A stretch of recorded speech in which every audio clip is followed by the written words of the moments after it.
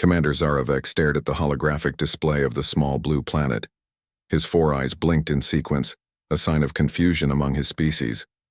The planet designated Sol 3 was mostly covered in blue. Water. Deadly, corrosive water. Yet, the sensors were picking up artificial signals from its surface. "This must be a mistake," he said to his first officer, Lieutenant Mektaral. "Run the sensor sweep again." Lieutenant Mektaral's skin rippled with gray patches, showing his annoyance. "Commander, we have run the sweep 3 times already. The results are the same.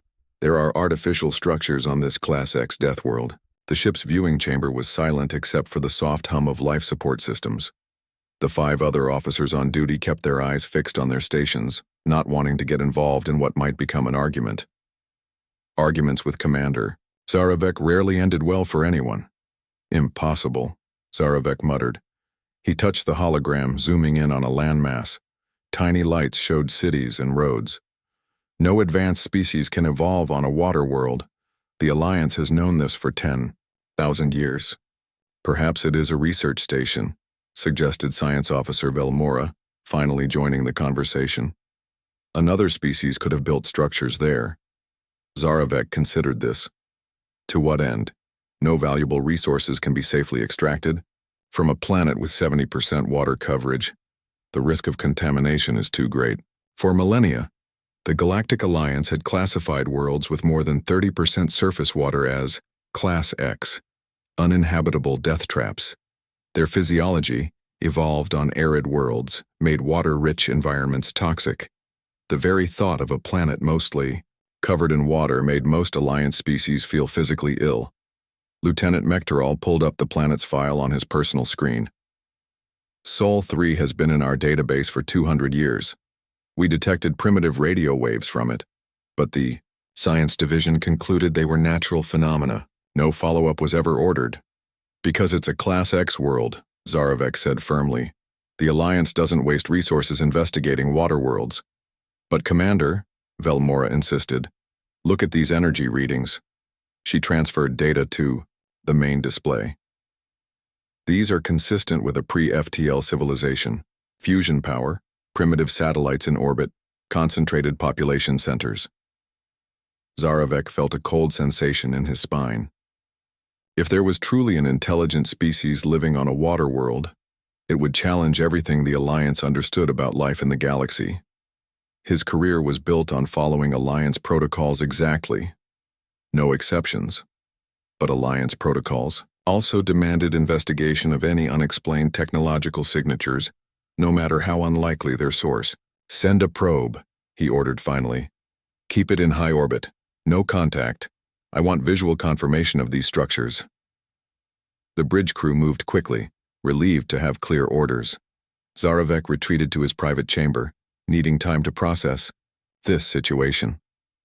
His quarters were sparsely decorated with only a few ceremonial items from his home world, Zavrak Prime. He touched the sand sculpture that represented his family line, drawing comfort from its familiar texture. The waiting was brief. Less than 1 planetary rotation later, Velmora called him back to the bridge. "Commander, you need to see this," she said, her voice unusually tight. The main screen showed images from the probe. Cities stretched across coastlines. Vehicles moved on roads. Ships, actual ships, floated on the water's surface. "They're not just surviving there," Mektaral said quietly. "They're thriving." Zaravek felt dizzy. How? How can any species build a civilization while surrounded by a substance that should dissolve their bodies? Velmora had already begun analyzing the data. They appear to be carbon-based, bipedal. Their structures suggest they require oxygen, but their relationship with water is completely different from ours.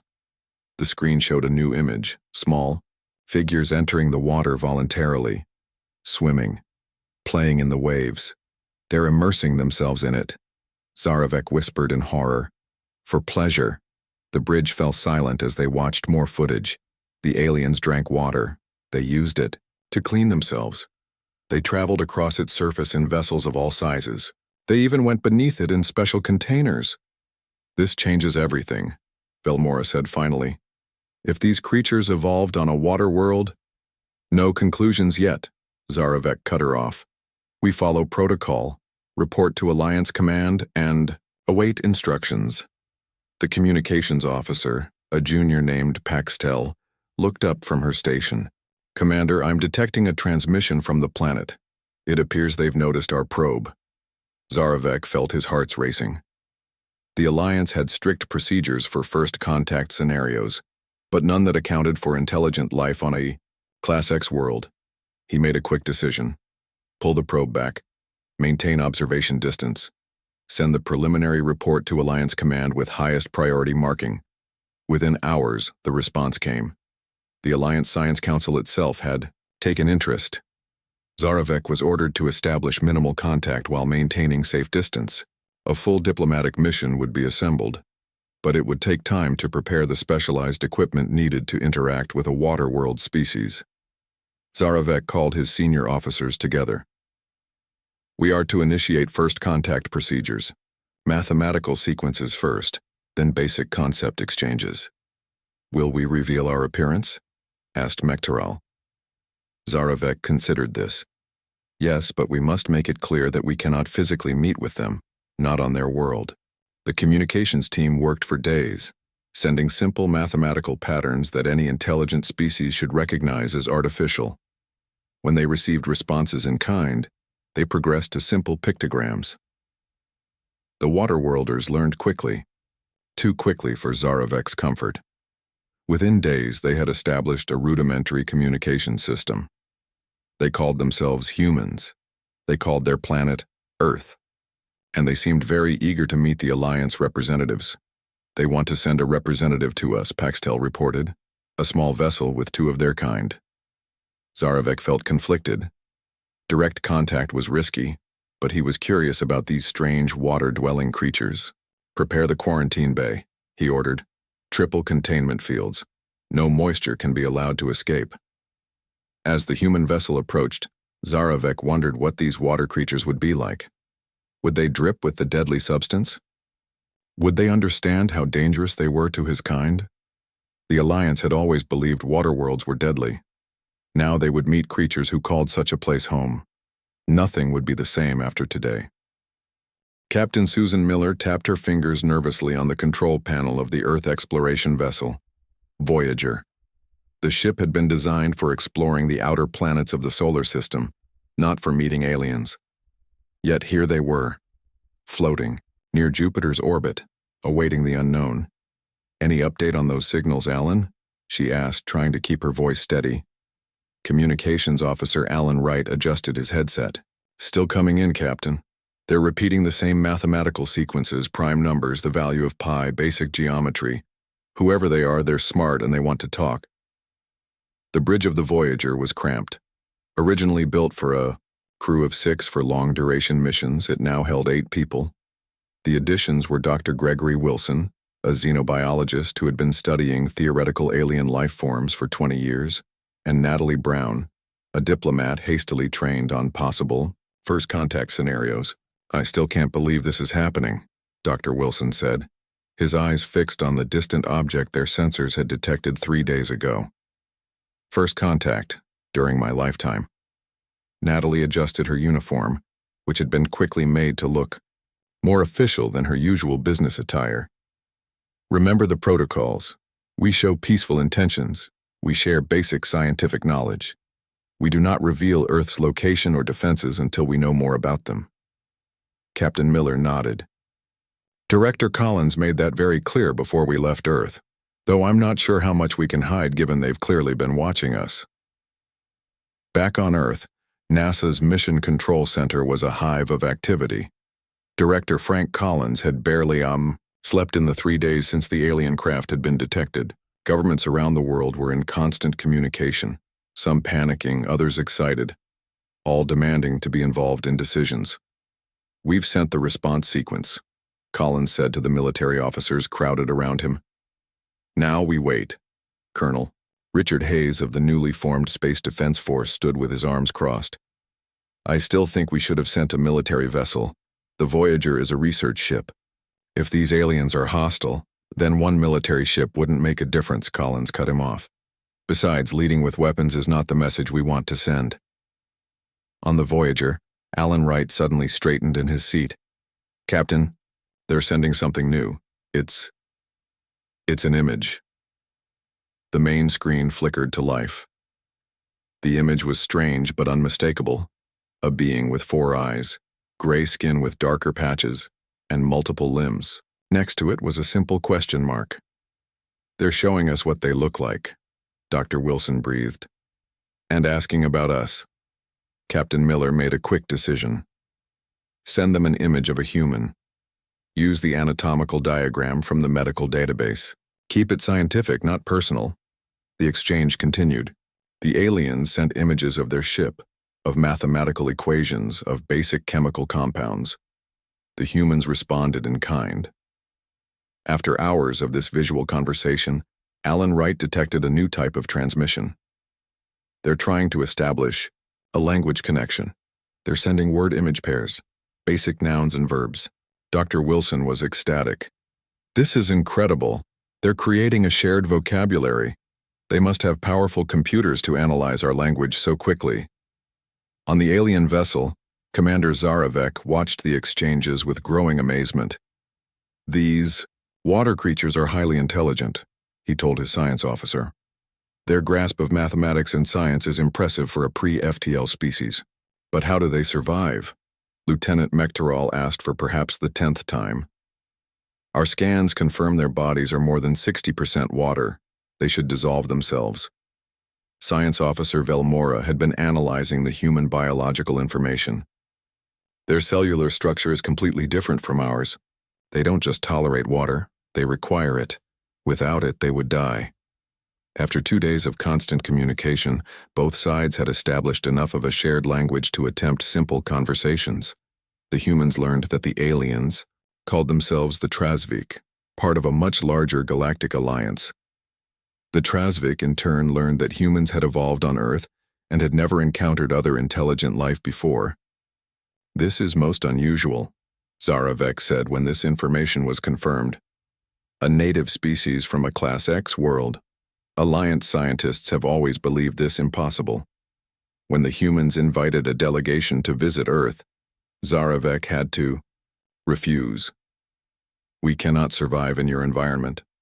The water vapor in your atmosphere would cause our bodies to break down. This revelation shocked the human crew. Water is toxic to them? Captain Miller asked, trying to understand. Not just toxic. Dr. Wilson explained after reviewing the alien data. It's corrosive to their physical form. Imagine if we were asked to visit a planet covered in acid that would melt our skin on contact. The two species continued their exchange of information from a safe distance.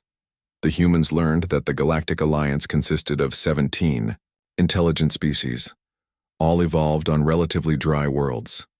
Water-rich planets like Earth had been classified as uninhabitable death traps, not worth exploring or colonizing. So we've been alone all this time because everyone else is afraid of water? Natalie Brown asked in disbelief.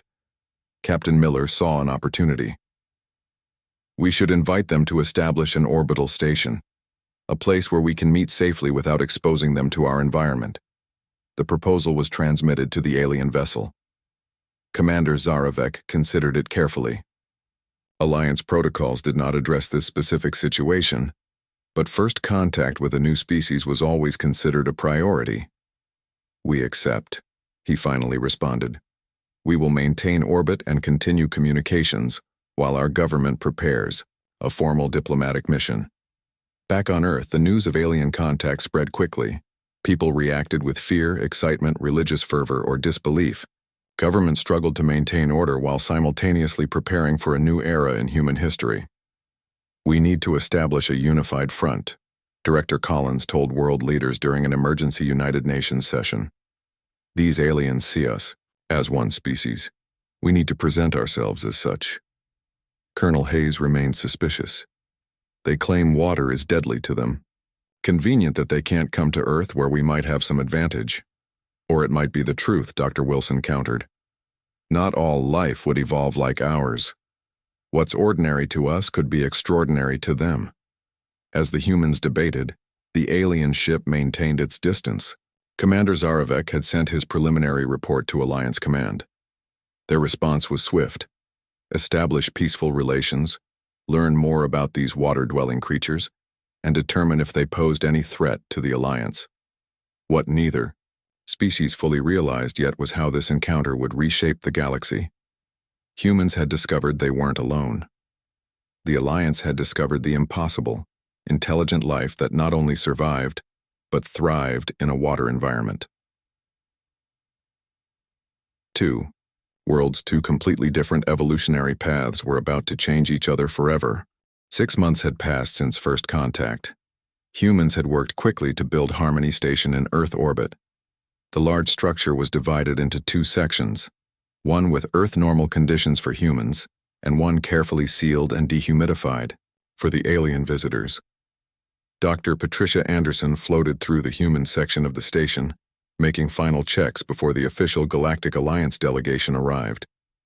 As Earth's leading xenobiologist, she had been studying the limited information that Trazvik had shared about their physiology.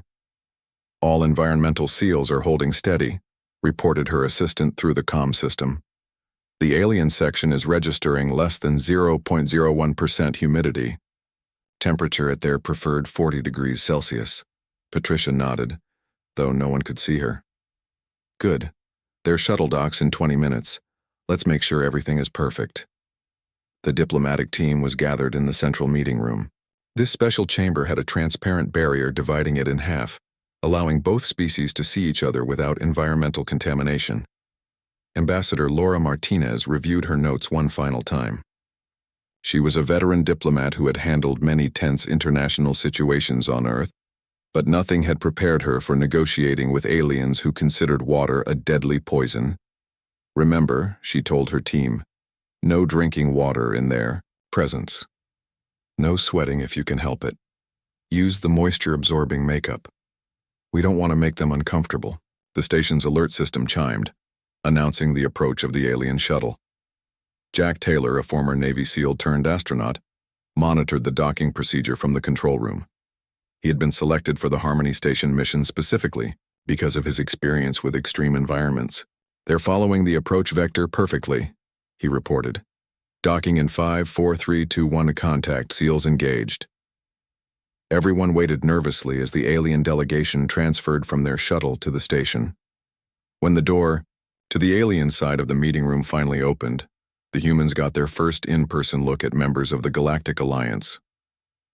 High Ambassador Toolrock entered first, followed by 5 other aliens of different ranks. They all wore close-fitting protective suits, despite the room being specially prepared for their physiology. Their large four-eyed heads swiveled as they examined the humans on the other side of the barrier. Greetings from the Galactic Alliance, Toolrock said through a translation device. We are honored to establish formal relations with your species. Ambassador Martinez replied with the carefully prepared response. Earth welcomes you with open arms and peaceful intentions. We look forward to learning from each other and building a lasting friendship between our peoples. The formal introductions continued, with each member of both delegations being presented. The atmosphere was tense but hopeful. When the ceremonies concluded, the real work began. Dr. Anderson led the scientific exchange team. Through the translator, she asked careful questions about Trazvik biology and received equally careful answers about human physiology. Your ability to contain so much water in your bodies without dissolving is remarkable, said the alien scientist, whose name translated roughly as Vexilon. Our bodies would simply break down if exposed to such conditions. Patricia was fascinated. And your silicon-based cellular structure gives you resistance to heat and radiation that would kill humans. We've evolved for completely different environments. Over the following days, the exchange of information accelerated. Humans learned that the Galactic Alliance consisted of species all evolved in arid, rocky environments. Water, especially in large quantities, was considered an extreme hazard. Alliance ships carried minimal water for carefully controlled scientific and industrial uses, always in sealed containers. Have you never explored water worlds before? Jack Taylor asked during one session. Ambassador Toolrock's skin darkened slightly, which they had learned indicated discomfort. Class X planets are automatically classified as uninhabitable. No resources gathered from such worlds could justify the risk of contamination. Jack saw an opportunity. Would you like to see what, humans can do in water environments? The alien delegation cautiously agreed. Jack prepared a presentation showing deep-sea exploration, underwater habitats, surfing, and submarine operations. The aliens watched in stunned silence as humans voluntarily submerged themselves in what they considered deadly acid. Impossible, whispered one of the alien scientists, forgetting the translation was active. They swim in it. They live under it. Ambassador Martinez had been quietly observing these exchanges. During a private meeting with her human colleagues, she outlined what she saw as humanity's unique opportunity. The Alliance has written off 70% of our kind of planets, she explained. Water worlds that we could colonize with ease. They have no interest in these planets, no capability to explore them, and apparently no imagination about their potential. Dr. Anderson nodded slowly. The galaxy is full of unexplored water worlds that the Alliance has written off as uninhabitable. We could offer to explore and develop these worlds, sharing resources and knowledge. Over the next week, Martinez carefully introduced this proposal to the alien delegation. To her surprise, they were immediately interested. The Alliance has long suspected that water worlds might contain valuable resources, Toolrock admitted. But the dangers were always too great. A partnership with water-adapted beings would be unprecedented but potentially valuable. What humans considered ordinary, swimming, sailing, underwater breathing apparatus, the Alliance viewed as miraculous water-bending technology. Earth suddenly transformed from a backwater planet to a treasure trove of unique biological adaptations and technological approaches. The formal partnership agreement took another month to negotiate. The terms were surprisingly favorable to Earth. Humans would have exclusive rights to explore and settle water-rich worlds within Alliance space. In exchange, they would share 20% of resources discovered and help develop special protected ports where Alliance ships could safely dock. As the alien delegation prepared to depart, Ambassador Toolrock made a final statement to the human team. For millennia, we believed water worlds were dead ends in evolution. We never imagined intelligent life could thrive in such conditions. You have shown us how limited our understanding was. Together, we will discover wonders we never dreamed possible. After the Alliance ship departed, Jack Taylor joined Patricia Anderson at the observation window overlooking Earth. So, he said with a grin, apparently our planet's most common substance is our greatest asset out there. Patricia nodded. All those sci-fi movies about aliens coming to steal our water got it completely wrong. They don't want it. They're terrified of it. And that gives us a place in the galaxy I never could have imagined. Ambassador Martinez joined them, carrying a data tablet with the signed agreements. The first human expeditions to Alliance space will launch within a year. We're going to need people who understand extreme water environments. She looked pointedly at Jack. How do you feel about leading the first team? Jack stared at the blue planet below them. You mean being the first humans to swim on an alien world? Sign me up. Humanity had found its place among the stars, not despite their water-covered planet, but because of it. The substance that covered 70% of Earth had become the key to the galaxy. 10 years had passed since the historic agreement between Earth and the Galactic Alliance. Humanity had expanded across the stars with remarkable speed. 12 previously classified Class X worlds now had thriving human colonies. The flagship settlement, New Atlantis, stood as humanity's greatest achievement in space. Paul Johnson stood on the observation deck of New Atlantis, watching workers in diving gear installing a new underwater farm section. As colony director, he oversaw all operations on Hydros Prime, a planet the Alliance had named but never explored. The world was 85% covered in water, with scattered small islands and one modest continent. To Alliance species, it was a nightmare. To humans, it was paradise. Director Johnson, the delegation from Earth will dock in 20 minutes, said his assistant through the comm system. Paul nodded. Thank you, Sarah. I'll be at the reception area shortly. He took one last look at the view. New Atlantis was a marvel of engineering, a floating city anchored to the seabed, with sections both above and below the waterline. 5,000 humans now called it home, with more arriving on every transport. The colony produced exotic minerals, unique marine life forms, and specialized water technologies that were highly valued throughout Alliance space. The reception area was prepared for important visitors. Earth's Secretary of Extraterrestrial Development was making her first visit to inspect the colonies. With her came Linda Roberts, the brilliant engineer who had designed much of New Atlantis. "Welcome to Hydros Prime, Madam Secretary," Paul said as the airlock opened. "We're honored by your visit." The secretary shook his hand. "The honor is mine, Director Johnson. What you've built here is amazing. The images don't do it justice." Linda Roberts was already examining the structural supports. "You've modified my designs. The curve on these support beams is different." Paul smiled. "Yes, we discovered the local currents are stronger than expected. Your basic design was perfect, but we needed to adapt to local conditions." Linda nodded with approval. "That's exactly what these colonies are about. Adaptation." The tour continued through New Atlantis.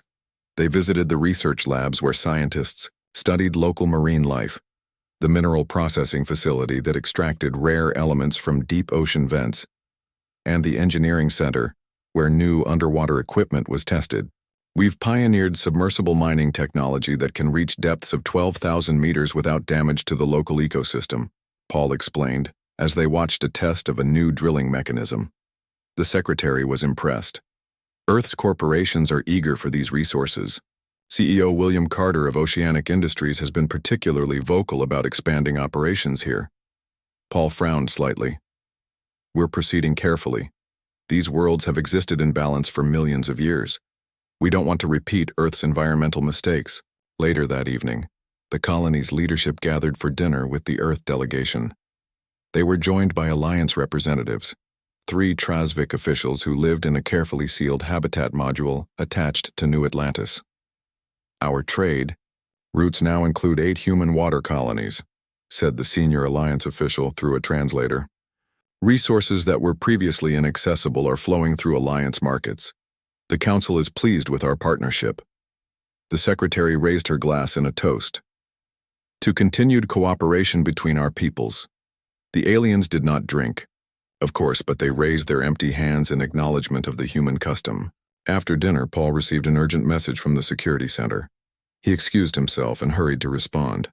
The head of security, Lieutenant Kate Williams, met him in the corridor. "We've detected unusual activity in Sector 7, she reported quietly. "The underwater sensors picked up movement that doesn't match any known species. We think someone is using stealth dive gear." Paul frowned. "Intruders? How would they get past our orbital scanners?" "Unknown, sir. But they're definitely there, and they're definitely not supposed to be." New Atlantis had strict security protocols. Every diver, every submersible, every underwater operation was carefully tracked. Unauthorized presence in the colony's waters could mean only one thing: sabotage. "Alert the security team," Paul ordered. "Full underwater sweep, quiet approach. I want them captured, not scared off." Kate nodded and moved quickly to organize the response. Paul returned to his guests, trying not to show his concern. The underwater security team deployed within minutes. Using advanced sonar imaging, they located 3 figures moving toward the colony's main power distribution center. The intruders wore equipment unlike anything used by the colony: sleek, black dive suits with unusual propulsion systems. "Lieutenant," Williams directed the operation from the security center. "Team 1, approach from below. Team 2, circle around behind. Non-lethal tactics only. We need to know who sent them." The security teams closed in. The intruders, realizing they were discovered, attempted to flee. One was captured immediately. The other 2 activated some kind of underwater propulsion system and shot away at high speed. They were faster than any human divers could follow. The captured intruder was brought into the colony's high security section. When the dive helmet was removed, everyone was shocked to see gray skin with darker patches. A Varn doll, one of the Alliance species known for their trading empire. "This is impossible," Paul said, staring at the alien. "They can't survive water contact. Their bodies should dissolve." Lieutenant Williams pointed to the dive suit. "Look at this. It's not just waterproof, it's a complete isolation system. Absolutely nothing gets in or out." Word of the intruder spread quickly. The Alliance representatives demanded to question the captive themselves. Their reaction confirmed the colony's worst fears. "This is Varndal technology," the senior Alliance official said grimly. "The Varndal Consortium has monopolized water-resistant technologies for centuries. They sell protective equipment to other Alliance species at very high prices." Paul understood immediately.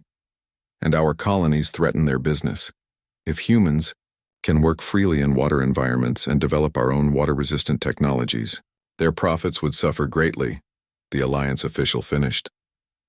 Before they could question the intruder further, alarms blared throughout the colony.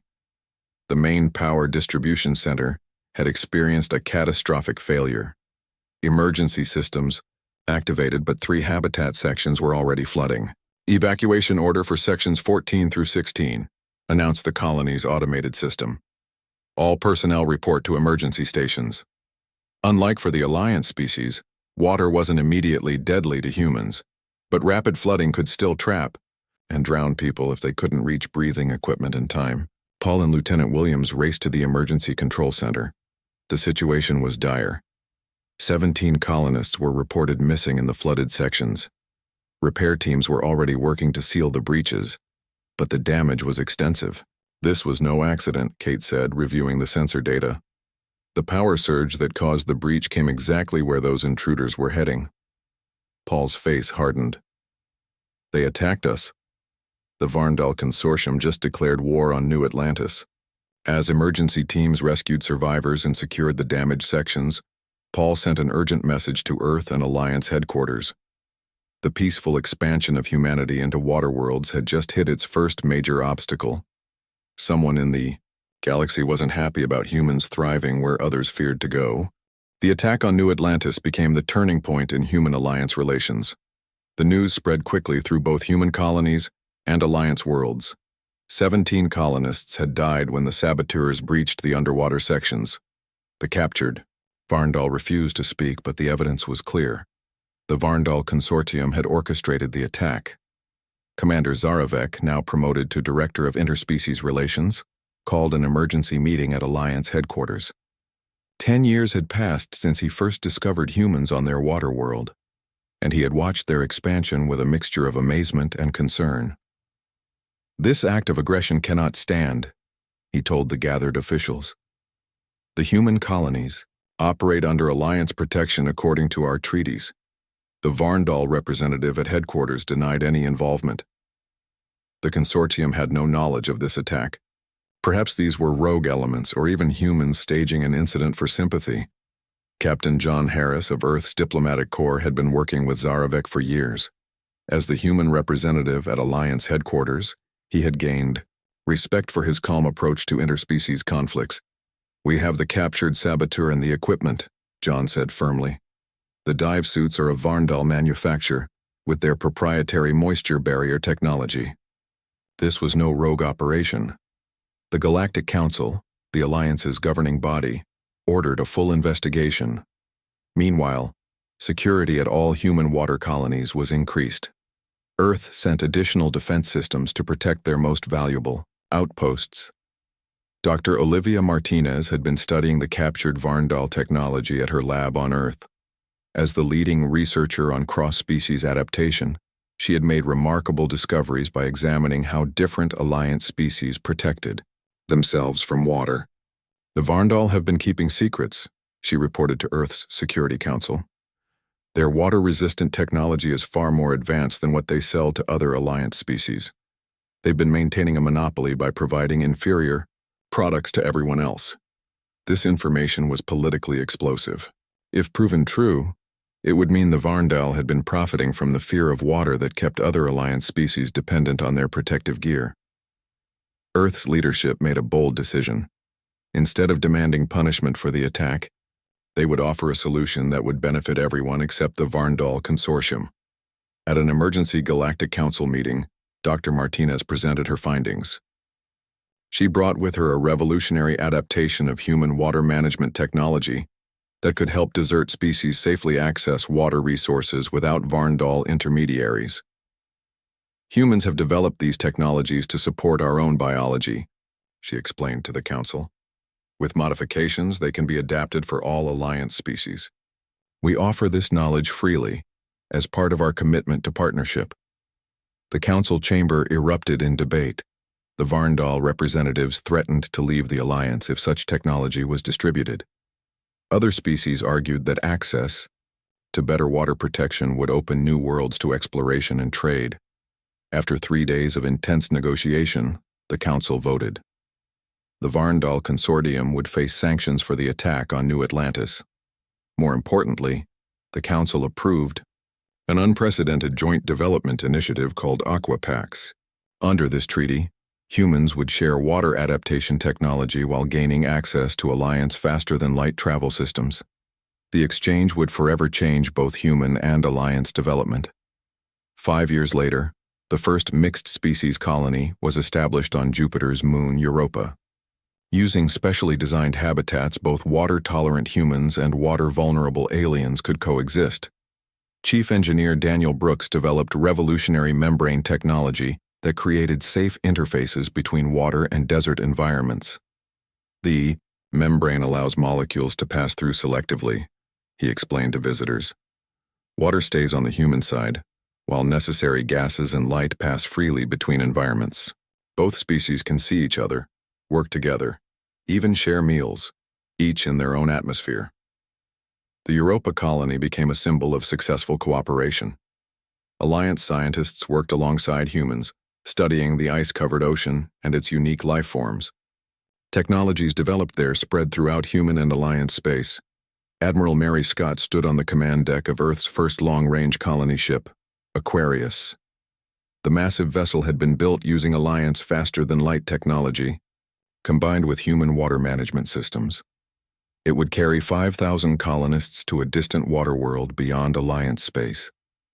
"Final systems check complete, Admiral," reported her executive officer. "All colonists are in stasis. We're ready for departure." Mary nodded. She had been one of the first humans to visit an Alliance world, wearing a specially designed moisture containment suit to protect the locals from human dampness. Now 15 years after first contact, humans were considered valued members of the galactic community. "Signal Alliance traffic control that we're ready for jump coordinates," she ordered. As the Aquarius prepared to depart, Mary reflected on humanity's journey. Their natural affinity for water, once taken for granted, had become their greatest strength among the stars. What aliens had once called a deadly substance was now recognized as the cradle of a resilient, adaptable, and innovative species. The Varndal Consortium had been reduced to a minor trading house after losing their monopoly on water protection technology. Some former Varndal traders had even partnered with human companies, finding that cooperation brought greater profits than competition. Commander Zaravek, now nearing retirement, sent a personal message to the Aquarius before its departure. "When I first discovered your water world, I believed I had found an impossible anomaly," his message said. "Instead, I found the missing piece that would complete our understanding of life in the galaxy. Your journey to the stars reminds us that adaptation and cooperation will always triumph over fear and isolation. Safe travels, water friends." As the Aquarius activated its faster-than-light drive and vanished into the depths of space, humans, on Earth and throughout the colonies, celebrated. They had found their place in the galaxy by embracing the very thing that made them unique, their water world origins. The universe was vast, with countless worlds waiting to be explored. Many would be dry and barren to human eyes, suitable for Alliance species. Others would be blue jewels of ocean and ice, perfect for human settlement. Together, the combined civilizations could explore and thrive in environments that neither could manage alone. What had begun as fear and misunderstanding had transformed into one of the greatest partnerships in galactic history. Water, once viewed as a deadly substance, had become the foundation for a new era of exploration and discovery.